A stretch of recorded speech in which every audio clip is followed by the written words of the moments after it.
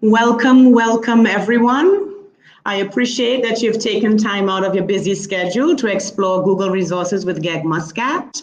It's the December 8 live training. I'm Philippa Arthur, the Learn Captain for Greg Muscat. Once a month, I'll be creating opportunities for you to cultivate your confidence and boost your proficiency with Google Tech for Educators. I really hope you continue to engage with Greg Muscat as we explore how Google's resources can enhance our evolving roles as educators.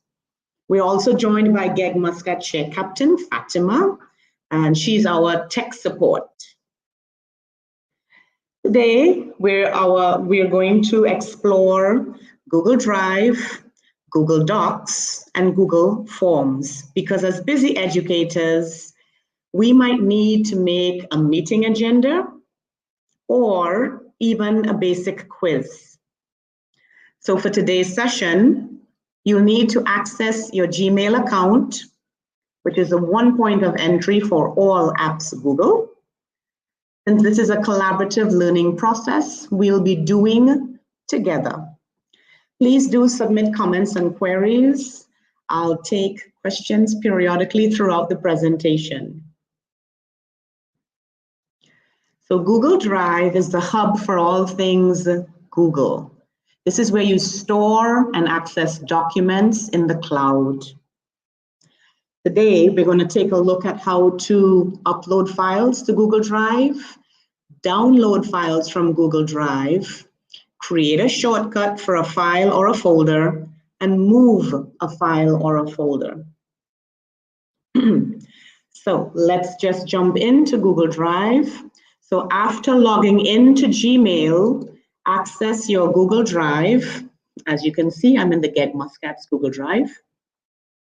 So let's upload a file from your own computer's drive. It's the same procedure for both files and folders, so it's your choice which you practice with. I'm just going to work with individual files. In the upper left corner, select that big New button, and then select File Upload or Folder Upload. You're going to get a nice window that invites you to select your document. It could be a picture or a document, and you make your choice.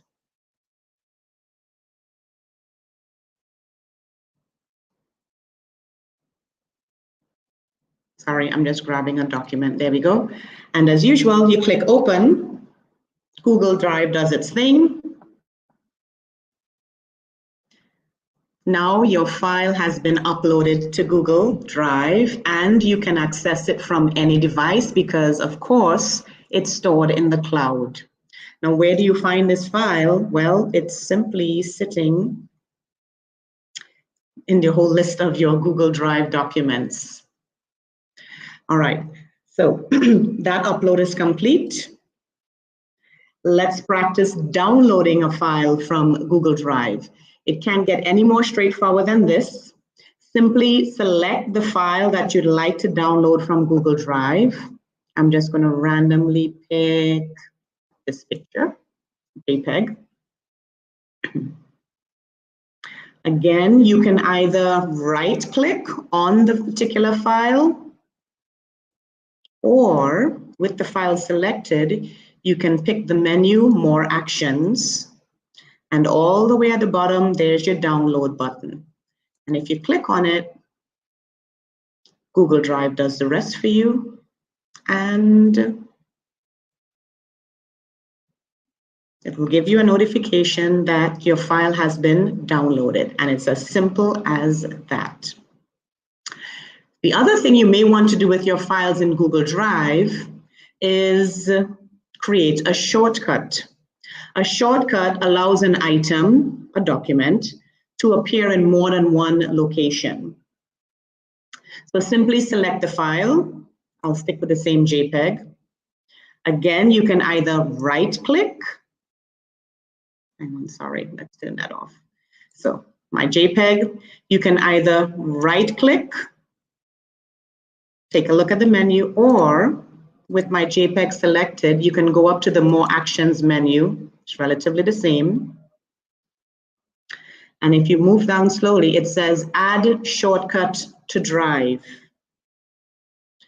When you click on that, Google guides you to where you would like to add the shortcut. You can add your shortcut within Drive itself or a folder within Drive. I'm going to move it to this folder called Work. Click Add Shortcut, and it's done. So here's the original JPEG sitting in my larger Google Drive. And if I open the Work folder, there it is again. So we've made a shortcut. Now, every now and then, of course, we need to go in and reorganize Google Drive and change the location of a file. Simple. Let's take this JPEG here with my little recipe on it. So once again, you can either choose the More Options menu, or you can right-click on the file. And if you slowly go down these choices, there is Move To, Select. And once again, Google will ask you where you want to move to. So I also want to move this file to the Work folder. And click Move. And notice it's no longer sitting in the bigger Google Drive. If I go into the Work folder, there it is.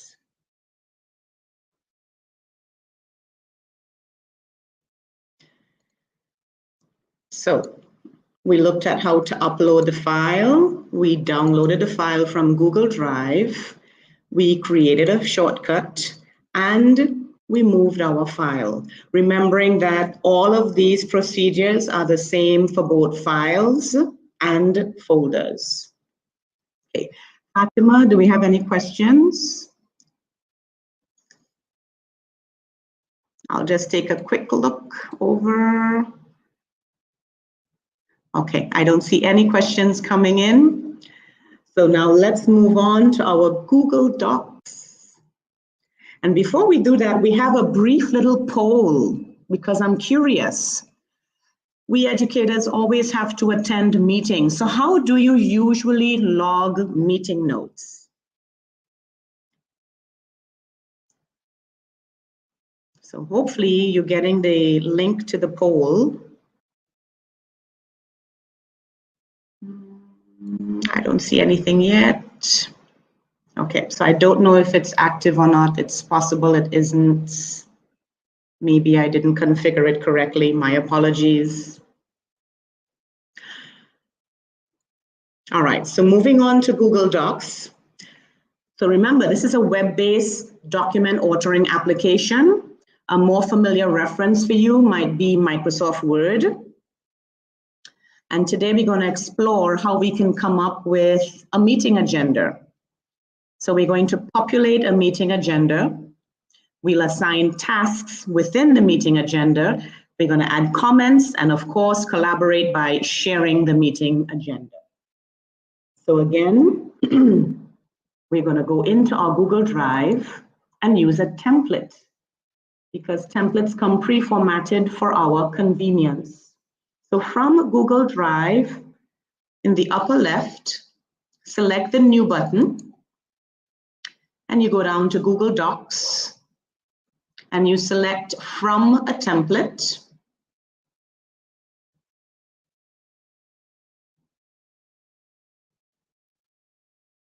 And you choose the template that you need. Now, I already have a sample template meeting agenda set up, so I'm going to use that. But if you scroll through here, you will find a sample meeting agenda. There it is. It says meeting notes. You can pick either of those to work with. I'm going to close this because I already have a sample meeting agenda ready for you. So the first thing you want to do, of course, is to give your document an appropriate name. So for today's purposes, I just have sample meeting agenda. Remember, this will be automatically saved within Google Drive and will be accessible from any device that you use. So let's get content in here that we need. So let's populate the meeting agenda. So remember, most of what comes in a template is just placeholder text, and that can all be changed and customized. Again, with my sample, I got ahead and started customizing before. Now let me do a little bit more. So definitely need to change the color of this yellow. That's a little bit too bright. Sorry. So highlight your text, and you can select text color. And let's bring it to a purple that's closer to the other headings. There we go. So we've now changed the color. And this date is incorrect. This is not the 7th of December, it's the 8th of December. So let's change that. Perfect. We have the correct time. We have a location. There are our two attendees, Fatima and Philippa. And notice again, because it's a template, it comes pre-formatted with subheadings, etc. Yes, you can change the color of text. You can change the font. You can change the list type. I have already gone ahead and changed a lot of the placeholder text, but I've left one out. So last follow-up meeting, so you would simply highlight and you would type in whatever content is relevant for you. So the last follow-up meeting, let's say double check these. That's all. It's as simple as that. So this is what my sample meeting agenda looks like. So it's very probable that you will want to ask a colleague a question during the meeting, or even set yourself a reminder. Both of these can be inserted as comments. So you can select a chunk of text, even an individual word, or even a character. So let's see. Let's add a comment right here. Contact library, reclass visit dates. So I'm going to highlight this entire chunk of text. Now to add the comment, we can either hit this blue plus button right on the right. It says add comment. So let's click on that. And there we have a little comment box. Please email only. And that's it. Our comment is now saved. And notice what Google Docs does for us. It highlights the text within the meeting agenda that's associated with the comment. Now, maybe this is a reminder for yourself, but maybe you would like to give a comment to a colleague. So let's highlight another chunk of text. So to add comments again, yes, you can also hit the blue button, plus button, add comments, or you can go up to insert.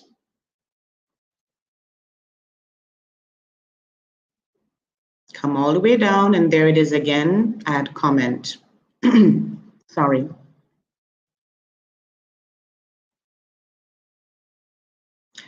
So add a comment for this one, please do by close of business on the 17th. Oops, sorry, forgot to do one thing. All right. So since we'd like to send this comment and assign it to a colleague, actually we need to put a plus sign.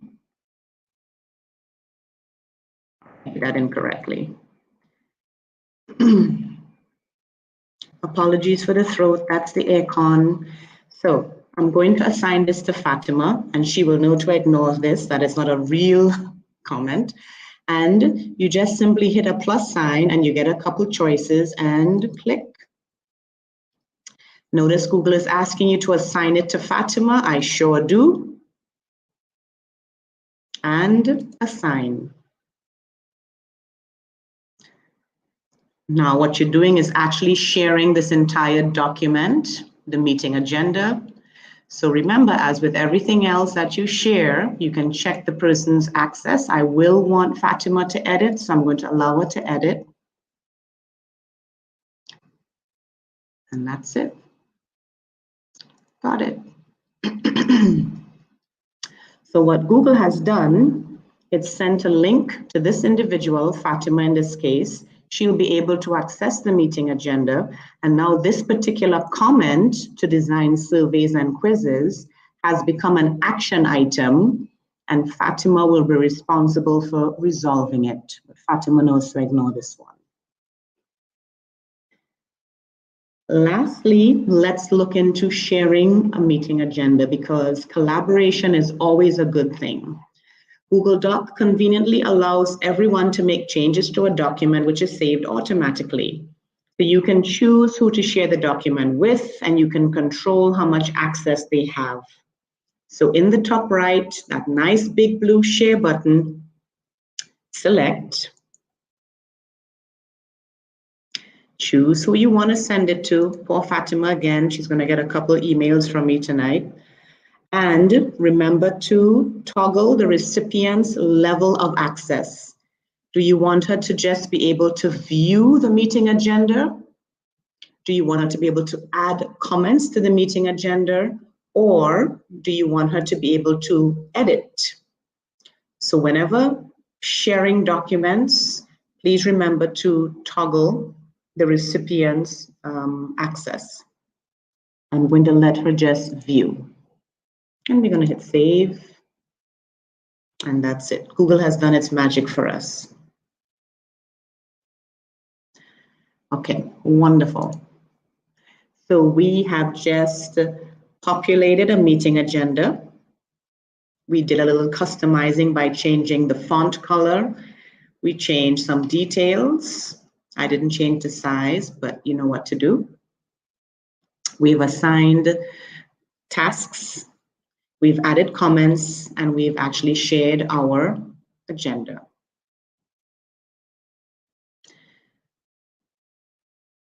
Okay. Let's see, I'm going to check and see if we have any questions. It doesn't seem to have any questions coming through. So I think I can go ahead and move along.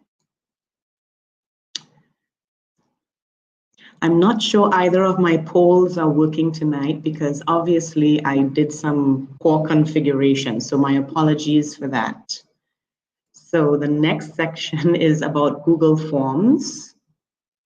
Remembering that Google Forms is a web-based survey administration software. A familiar reference would be Microsoft Excel. So if you haven't already, consider Google Forms to aid you in designing a basic quiz. So again, with Google Drive, so we're going to design a basic quiz, customize the quiz, distribute the quiz, and then take a quick look at the quiz responses. So with Google Drive as your access point, select New, select Google Forms, and there we have a blank form. The first thing you should do is give your quiz an appropriate name. Of course, because I wanted to be prepared for today's presentation, I already have my sample quiz ready to go. And it says it's a sample art quiz. So let's add some questions. Remembering that you have a choice of question types. So my sample art quiz already has 2 multiple choice. I'll click on them for you to see. It says it right there. These are multiple choice. And remember, this is where your question type choices reside. Short answer, paragraph, multiple choice, checkboxes, drop down, etc., etc. Scale, multiple choice grid, checkbox grid. The choice is yours. So my sample quiz already has 2 multiple choice, 1, 2. I have 1 drop down, so yes and no, and I have a short answer. There's also a paragraph question here associated with this image. And this image needs to be center aligned. So if I just click on the image, I get these choice buttons, menu, and I can left align, center, right. I would like it centered. Lovely, that's nice. And additionally, I need to make an adjustment here. I have a more appropriate question to accompany this painting. So let's edit this question, changing it to what's your reaction to this painting? So as you can see, designing a quiz using Google Forms is actually quite simple. So now our basic quiz is populated with 5 questions, and all of them should be required. So let's double check. So question 1, just click on your question. At the bottom right, it says required. You want to toggle it and make sure it's on. Yes, that's a required question. Same thing, question number 2, another multiple choice required. Question number 3, that's already done. That's a drop-down question. Question number 4, it's a short answer, already required. And question number 5 is my paragraph, and that's already required. Great. Our quiz looks a little bit bland, so let's customize it. We can change the theme, the header, the font, and the color. At the top, you want to select the Customize Theme menu. Now, since this is a quiz for art students, I want to change the image. So notice it says header, choose image. Google supplies us with a few images. This is an art, so here we go. We have some paint brushes. So I will select that. Yes, you can upload your own images, you can have photos, and we have a couple categories. I want these paint brushes. Insert.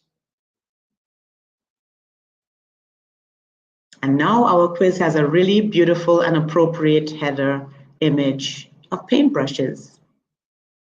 The other thing I'd like to adjust, notice it also kind of matches your theme colors a little bit. So let's play with this. If you click, notice the theme colors around the boxes change. You can go a little darker, we can go lighter. I like this brown, this coffee brown, so we'll stick with that.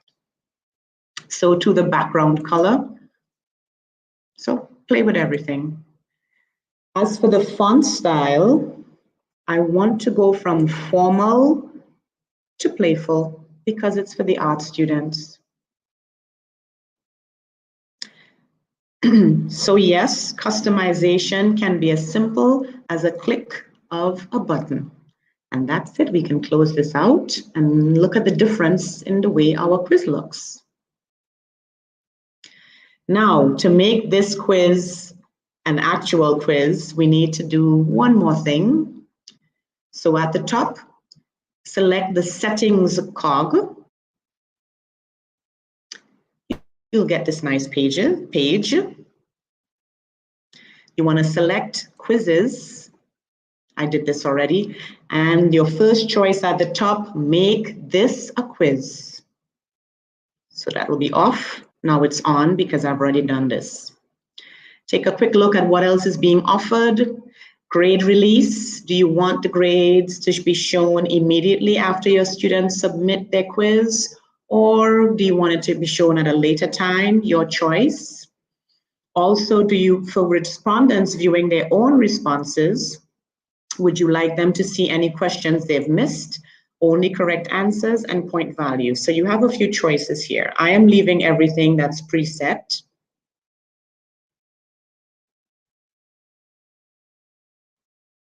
Okay, so let's do a little formatting. So now that we have an official quiz, we need to add the answer key for each question.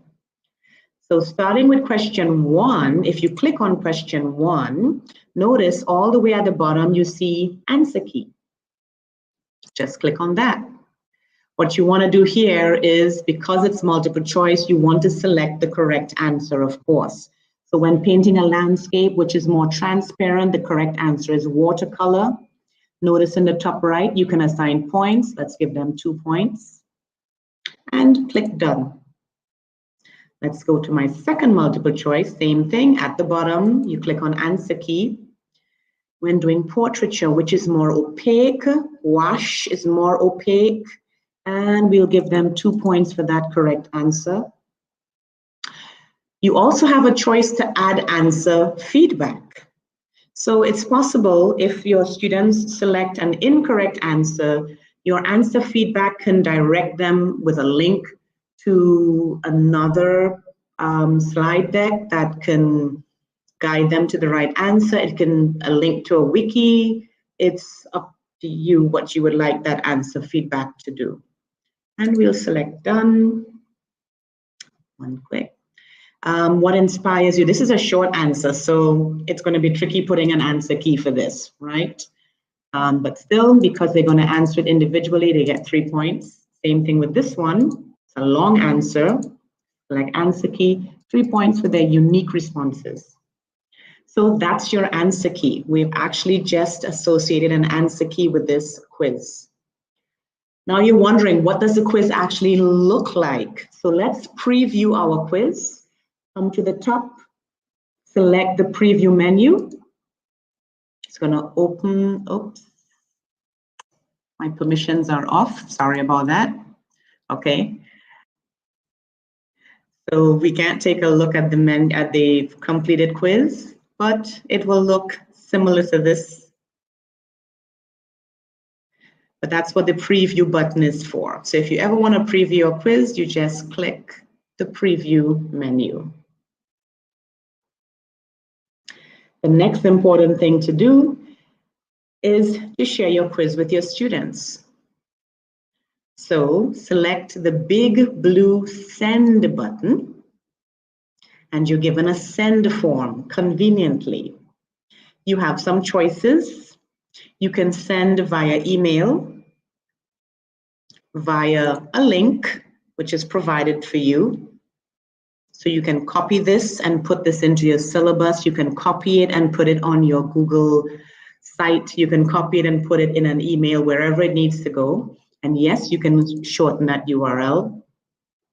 You can also send it with an HTML. So the choice is yours. Okay, so we're not going to really send this right now, but that's how easily you will be able to distribute your quiz to your students.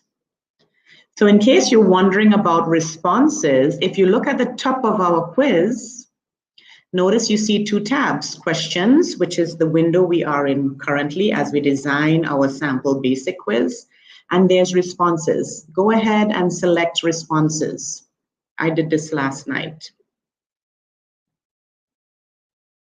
So you can review responses 3 ways: summary, that will give you performance by the whole class. So if you have 10 students, 20 students, 6 students, you're going to see performance through the whole class. You can look at responses per question. There's question number 1, then you can move on to question number 2, and you're going to see how many students got it correct, etc. You can also view responses per individual student. So lots of flexibility being offered. I was my only individual student testing this last night. So here are my responses, and I got some of them wrong. If you're wondering if you can export responses as a spreadsheet, the answer is a resounding yes. Notice this create spreadsheet button. You would simply click on this, and you would get another window offering you to create a spreadsheet. However, our time is limited, so we're not going to delve into responses and spreadsheets today. I'm just going to take a look to see if we have any questions coming through, and I'm not seeing any questions at the moment. Okay, so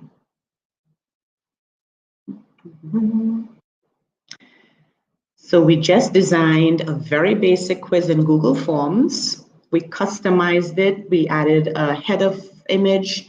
We changed the font. You can change the background color. We also quickly formatted a simple answer key. And we distributed the quiz to our students. So today, we explored Google Drive, Google Docs, and Google Forms. A quick fact for you, 500, in case you're wondering, that's the number of Google Forms you can create from a personal account.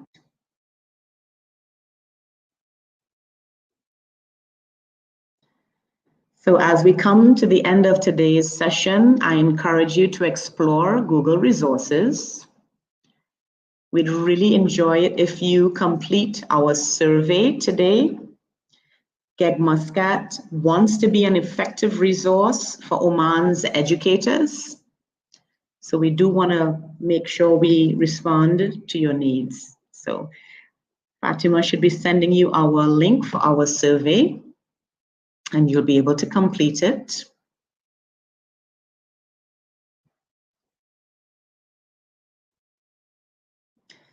Thank you so much for joining us today to learn by doing. Much gratitude to Fatima for the tech support. I'd encourage you to reach out and connect with GEG Muscat via social media. You can follow us, watch us, and join us.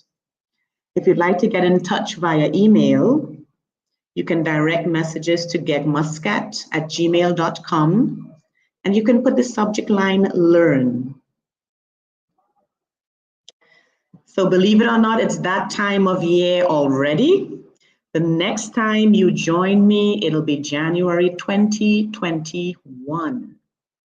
So thank you again for joining us tonight, and I'll see you in January.